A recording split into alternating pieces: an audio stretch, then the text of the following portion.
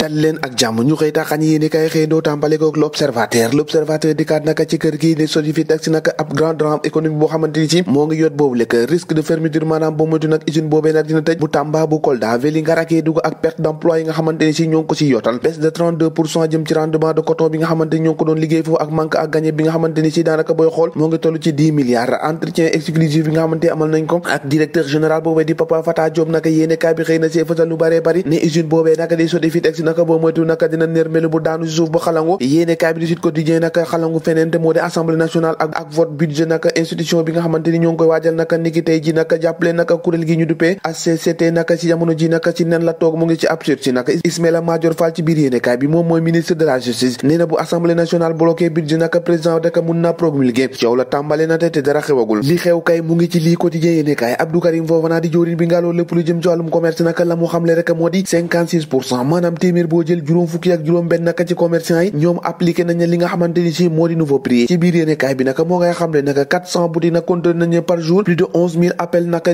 jot nañ ko naka ci numéro vert bi nga xamante ni ci dal nañ koy teg di 880 77 77 loolu naka di ay jéego yoo nga xamante ni ab muy kadum foofa na nag nee na def nañ ko gannaaw bi nga xamante ni teg nañ ko naka deka ci njëg yu bees yi leen yu bees yi naka L'As Quotidien dikkaat nañ ci multiplication des cas de cancer naka jëm ci prostate radioscopie naka d'un tueur naka des mâles naka ci jamono ji naka ñu bëri naka ñu ngi amee jafe-jafe naka ci wàllum jàngoro joojee nag ndax daanaka la leen war a faj naka moo tëb ficc nag le Sénégal naka lànk na naka ay référence yoo xamante ni moom la ñuy jox naka wàllum nag góor jigéen di LGBT Sénégal nee na non bañ na ba tëdd si suuf naka le soleil yéene kaay dikkaat ci leneen moo di Sénégal bi nga xamante ni forole na carton plein naka jëm ci concours d'agrégation jëm ci médecine naka jëm ca CAMES jàpp leen ci 70 candidats yi nga xamante ni moom la ñu amoon 68 yëpp nag dal nañoo jàll 19 rangs naka ab major obtenu naka le titre naka major des majors yéene kaay bi de soleil xëy na koo fësal enquête yéene kaay enquête ba leneen naka te gis naka rupture ak dialogue politique bi nga xamante ni si mooy yor diggante naka xiini miini ak yaakaar gu tas naka yéene kaay bi ne mooy am fossé maanaam naka ab lajj bi nga xamante ni si moo ngi gën a am naka si diggante ku jéggi ak pouvoir bi yéene kaay bi ne loolu naka saak bu yàlla sàkk rek dafay gën a xóot naka mu njaay Cissé bu ONG 3D la mu xamle rek moo di Macky ak Ousmane Sonko mun nañoo waxtaan te loolu naka du am benn jafe-jafe loolu naka yéene kaay bi ne bu ñu ko defoon naka dina def loo xamante ni si dina gën lool li gën Walfadjri Quotidien mu ngi siy wax naka cumul des mandats Pastef naka dans tous ses états maire ba futu la ñu def Birame Souleye Diop la mu xam rek moo ngay braver Sonko nee na naka kenn koo xamante ni si mun nañoo imposer ab choix bi nga xamante ni war nañ koo def Moussa Fall la mu def ci tribune yéene kaay naka mu ngi fi ne vang naka responsable Benno Bokk Yaakaar boobee naka nee na mu ngi déconseiller Macky Sall mu cherche naka li nga xamante ni moo di troisième mandat nee na naka dafa war a prêter attention ci faucon yi nga xamante ñu nekk pari di ko buux ak ba max naka naan ko defal troisième mandat Macky naka nee na dafa war a tirer ay leçons yi nga xamante ni si moo daane woon Abdoulaye Wade nee na nag ci biir yéene kaay bi la mu war a def dëggantaan moo di fexe rek bu seel li nga xamante ni si moo di coalition Benno Bokk Yaakaar yow de ba duñ la mere ci tribune yéene kaay ba léegi naka dikkaat na ci kilogramme gerte gi nga xamante ni si dañu ne naka nañ ko jaay ci 275 maanaam juróom fukk ak juróom paysans yi naka di baykat yi naka mer ba futu lañu def jëmale ko ca président de la république Macky Sall bés bi la jour dikkaat naka ci Amadou